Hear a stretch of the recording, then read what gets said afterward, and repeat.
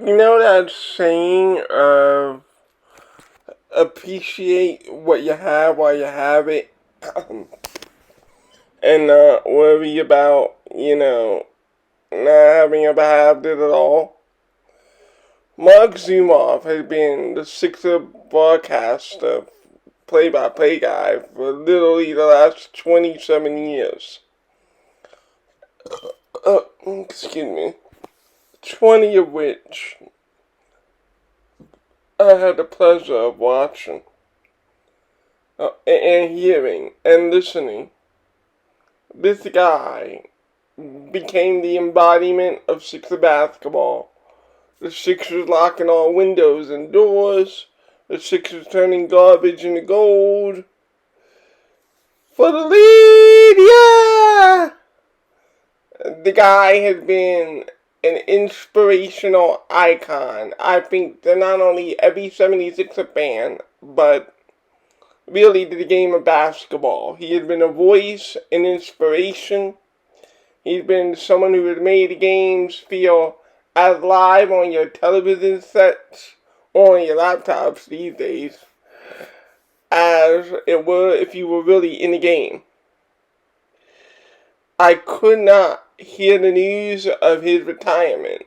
Well deserved, by the way. 2020. Can you imagine all the hype calls that he made and all the games that he attended and all the travel and all the hard work that he put in for 27 years?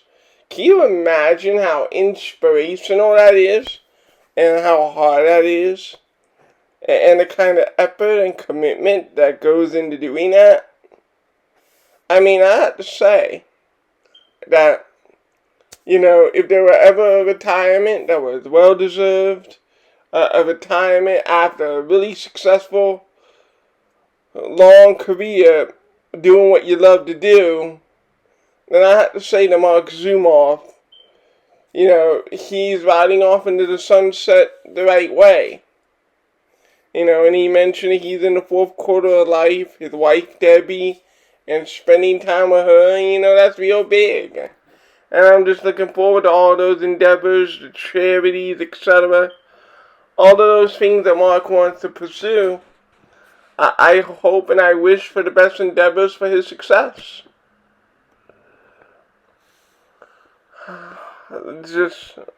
It's kind of heartbreaking a little bit at the same time, too, It's like a party. You want the party to go on forever, but you do know that it's going to end at some point. But, damn, am I going to miss some of those epic calls. But when an era ends, a new one begins. Before my time, I think that it was Dave Zikoff, right? I think he was around in like the mid-60s, back in the Wilt Chamberlain days. And from what I heard, he was a good broadcaster himself. So really, the era of broadcasting goes from generation to generation. So I want this new voice to get a warm welcome, the same welcome that we would give ZUUUU. And I can't wait to see what the new voice will end up bringing to the table. So I made an initial recap video, what happened about a week and a half ago, right? But it just feels like yesterday. The wound is so fresh. This wound is 1,000,000 times fresher than a Kawhi Leonard shot. With the Leonard shot, I felt we were there. I really did. I felt we were there. And at the same time, there was also sort of melancholy to it. There was a, tip your cap off. Kawhi Leonard hit the shot over a 6'10 Ben Simmons and a 7'2 Joel Embiid. 4 drops into the net. It happened. It happened. Here, this is different. This is, and will always will be until we host the Larry O'Brien Trophy. This is embarrassing. This is humiliating. It hurts. As a Sixer fan, my heart bleeds. And I don't want to run this back. Reason number 3 to not run this back is the cap space problem. The 76ers salary cap books are a mess. That's why they hired that salary cap guy last offseason. Basically, the Sixers are investing more or less close to $90 million on 3 players. Only one of them, our own Joel Embiid, is the only one worthy of the contract. I think Tobias Harris is overpaid by $15-20 million, but he's a pretty good player. Number 25, we'll wait and see if this offseason, after the many offseasons, he will actually work on his game.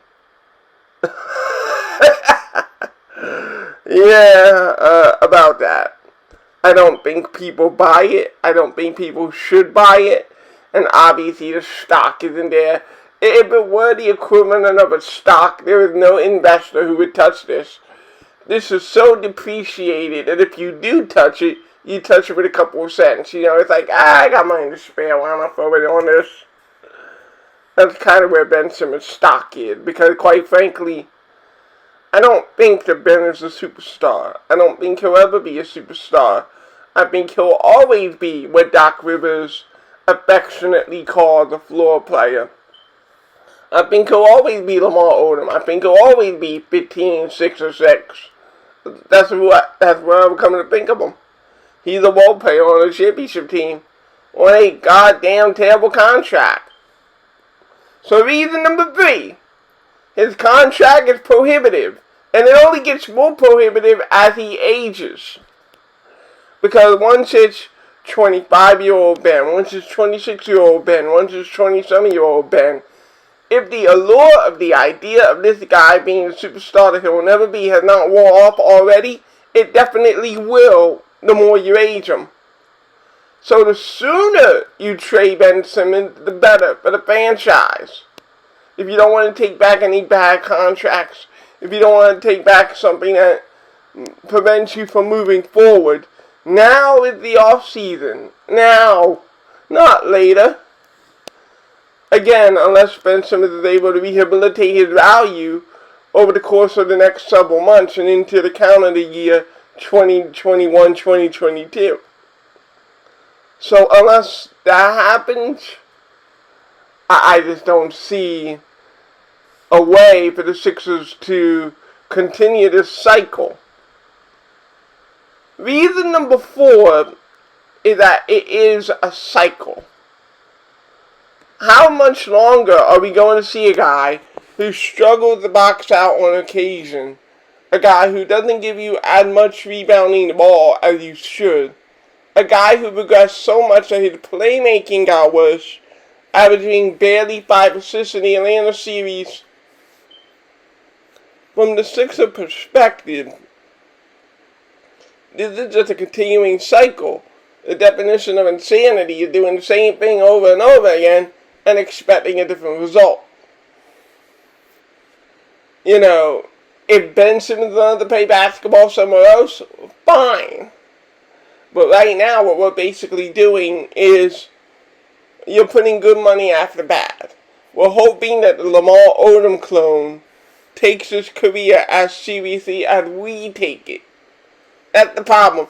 We care more about Ben Simmons' basketball career than Ben Simmons actually cares about the basketball career. That's the problem. Make no mistake. The guy is earning $170 million. He could care less whether or not the Sixers get eliminated in the first round or second round, or whether they win it all. If they win it all, that's great for him, more notoriety. But other than that, he really honestly doesn't give a shit. And that's reason number 4. I can't stand the thought of that. The thought of a player wearing this jersey who doesn't care about his basketball career as it pertains to his own success, who doesn't care about the team's success, and doesn't care about his teammates. He doesn't care for any of it. All he cares about is he can go on Instagram with the cars and the Grand Theft Audio, etc., Call of Duty. That's all he cares about. And I'm not going to denounce gaming because I think millions of us game. But millions of us who do game are able to separate the gaming from the work. My gaming life doesn't interfere with the podcast, nor should it. In the same breath, in a much greater breath, your basketball career and your gaming, it really shouldn't be a problem. Carl Anthony Towns games, but he's one of the best players in the league. Joel Embiid plays FIFA. You don't see him sacking off on the court. It's time for Ben Simmons to grow up. Now you hear the reports and the confirmation. He's not going to play in the Olympics. He's going to focus on skill development. Where, and it's kind of funny.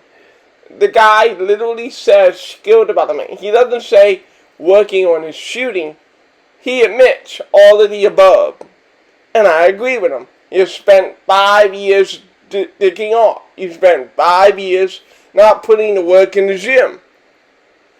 Your post-game is lackluster. You don't give me enough effort boxing out. Where the screens, you're 6'10". Where's your physicality for the position? When I look at Ben Simmons' game, be it at the big man or be it at the guard, the same words come to mind. Lacking and inconsistent and lazy effort. And I am personally sick and tired of it. I'm sick and tired of seeing inconsistent and poor effort out of number 25. If you're being paid $30 million, the skill development, it shouldn't be something that you do because you were eliminated from the second round for the first straight year. It should be something that you do because you are passionate about this game. And if you're not passionate about this game, not just for the Sixer cap perspective, retire. You obviously don't love this game like every other player who plays in the NBA loves this game. Every other player would dive on a loose ball, would fight for that rebound. But for you, it's a pick and choose moment when you're going to play the game at its hardest. Where you're going to play the game with the full effort that you can. Because you have all the athletic tools. If your effort matched your athleticism, you really would be one of the best players in the league. But your effort goes from a 1 to a 2. That honestly, for me, is probably the biggest thing more than the shot. Like, we can get to the shot, we can get to whatever else. But if your effort remains a 1 of 10, if you're going to watch some player who is smaller than you rebound the basketball, if you're not even going to put effort into boxing out, then you'll never reach your potential. You have to take some pride in the fact that you're an NBA player. I don't think you have that pride. There are 500 people in the world who get to play in the NBA and get to be basically millionaires for putting a ball in the hoop. There should be some pride in being able to do that craft better than 99% of the human race. That literally should be what drives you every day, but it doesn't. Instead, what drives you is the Lamborghinis, the Cadillacs, and the Call of Duty. That's what drives you. And I wish it wasn't. I wish what drove you was the passion, the energy, the drive to be dominant every day. Ben, I wish that drove you. Because if that truly drove you, I know that we would not be sitting here today. We would not be at home. We'd be playing Milwaukee in the Eastern Conference Finals if you gave a damn about your career. And that's what the Sixer front office is going to need from you. That's what Doc Rivers is going to need from you. You're going to have to care about your career more than you've ever cared about it before.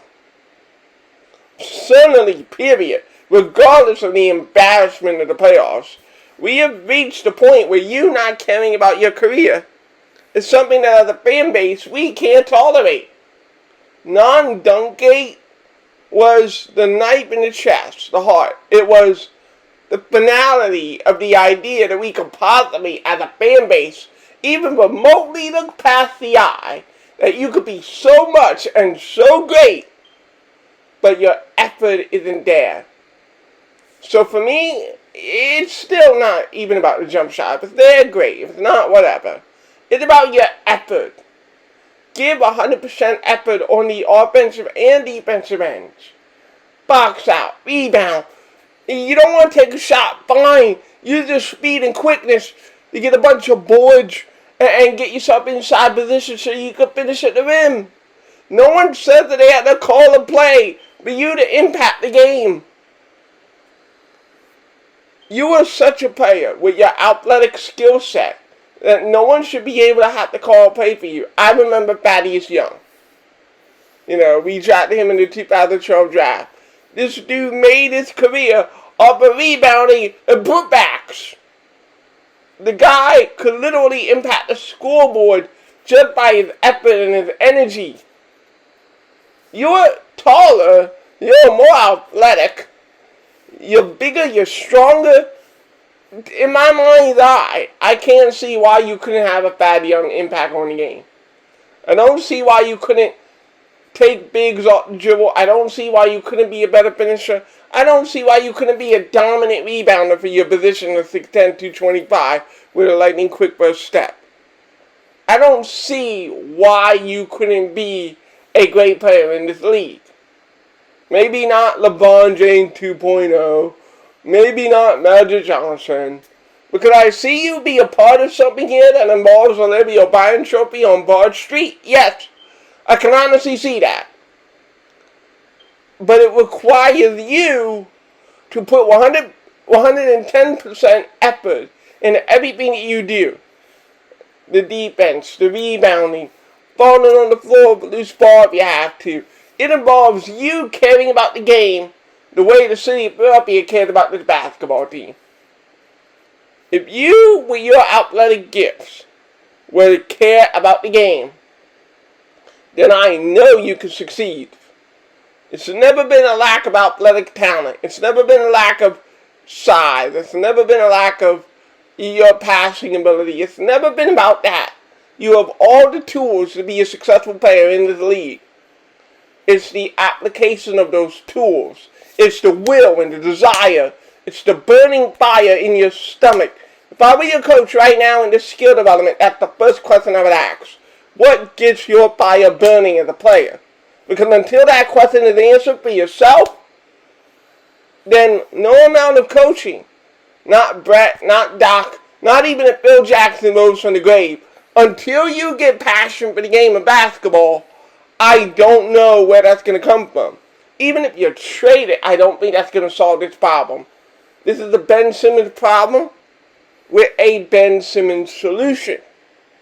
It's you looking in the mirror and saying, I am done with being a meme and a joke. I am done with being the reason my team doesn't go to the Eastern Conference Finals. If I am still a 76er and want to play off next year, we may lose for 1,000,001 reasons, but it damn straight isn't going to be me. That's the mentality you have to take. That's the mentality I would have if I were in your shoes. I'm going to come back a bigger, a better player. I'm going to come back 1,000,000 times better at everything that I ever did. There is no way that the fan base is going to look at me and say, oh, you shot 34% from the line again. Or, oh, I committed a gazillion turnovers. Or whatever it is. That has to be your mentality this offseason.